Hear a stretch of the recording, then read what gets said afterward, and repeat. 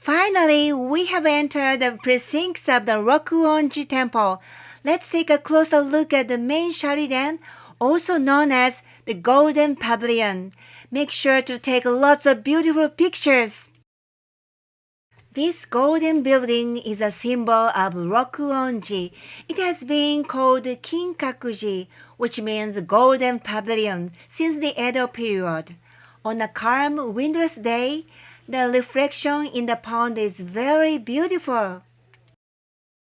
The Kinkakuji is made up 3 layers of different architectural styles, and while it is beautiful, the Kinkakuji is also filled with a strong commitment to power of Ashikaga Yoshimitsu, a shogun from a powerful samurai family.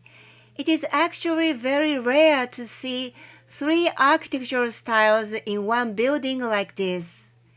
It is comparable to a mixture of Romanesque, Gothic, and Renaissance styles.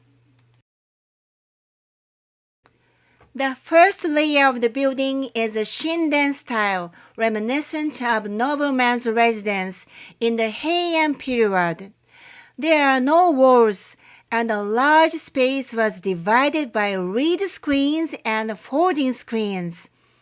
The Shinden style represents court nobles and expresses Yoshimitsu's idea that court nobles who spend all their money on vanity are unnecessary in the world he would create.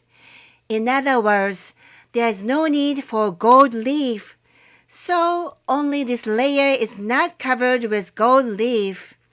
If you look closely, you can see 2 statues inside, Yoshimitsu himself on the left and Shakyamuni Buddha on the right.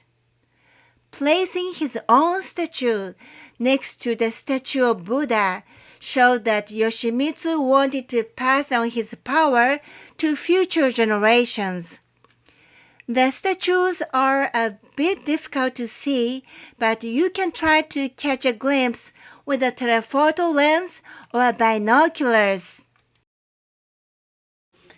The second layer is in the samurai style. It is characterized by simple, unadorned look. It is said to represent the fact that samurai have a higher status than court nobles on the first level. On the ceiling, there is a painting of a celestial maiden circling in the sky and statues of 4 guardians. The floor and the walls are all covered in black plaster. The third layer is in the Zen Buddhism style. It's characterized by the use of curves and a lot of decorations.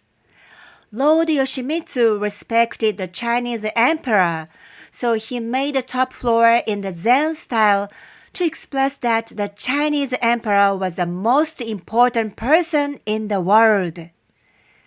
The inside of the building is also covered with gold leaf, except for the black plastered floor. And there is a container that holds some of the ashes of Buddha. Whether the ashes are really in there or not, that's left to our imagination. A legendary Chinese bird, the phoenix, is perched on the roof. The phoenix is said to be a symbol of eternal life and power. If you want to see it from up close, have a look at a 10,000 yen bill.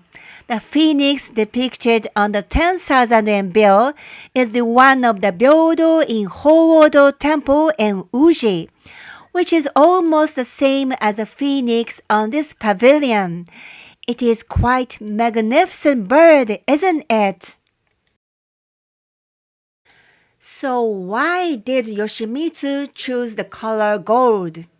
Is it because gold is a symbol of power, eternal life, and immortality? It is written in the old scriptures that the ashes of Buddha were placed in a golden vessel. The golden pavilion itself may be seen as that vessel. Unfortunately, the inside of the building is not open to the public, so please take a look at the photos of the inside of the building behind the Sharidan. The Kinkaku has been repeatedly repaired since its construction in 1397. However, it was completely destroyed in 1950 when an apprentice monk of Rokuonji set it on fire. Since the exact reason why he started the fire is still unknown to this day, the incident has been a subject for many writers, including Yukio Mishima. Of course, all the statues enshrined inside were also burned. However, thanks to donations from the government and well-wishers from all over the country, the temple was rebuilt in 1955, and today it conveys the same beauty as the original pavilion. Now let's take a closer look at the shining gold leaf. During a civil war called the Onin War, which lasted from 1467 to 1477, all the documents regarding the founding of the Golden Pavilion were destroyed by fire. So for a long time, it was unknown how much it had cost to build the pavilion. But when the temple was reconstructed in 1955, the total number and the total weight of the gold leaves were recorded, so we now know the approximate amount. At the time of its construction, about 20 kilograms of gold leaf was used, and the result was that it must have cost about 1 billion yen at the time. A billion yen for a single building. That's a lot of money, isn't it? The cost of reconstruction in 1955 was about 30 million yen. This money was donated from all over Japan. The market price of gold at the time was 585 yen per gram, and 2 kilograms of gold, or about 11.7 million yen worth, was used. However, those 2 kilograms of gold leaf deteriorated severely due to the sun's UV rays and other factors. So the gold leaf was replaced about 30 years later, from 1986 to 1987. In order to prevent the gold leaf from peeling off too quickly, the total weight of the gold leaf was increased tenfold, and its thickness was increased 5 times, and it was then applied in 2 layers. Each sheet of gold leaf is about 10 centimeters square, and it used as many as 200,000 sheets of gold leaf. The total weight was 20 kilograms. But then a problem arose. How would they attach the gold leaf, which was 10 times heavier than before, to the building?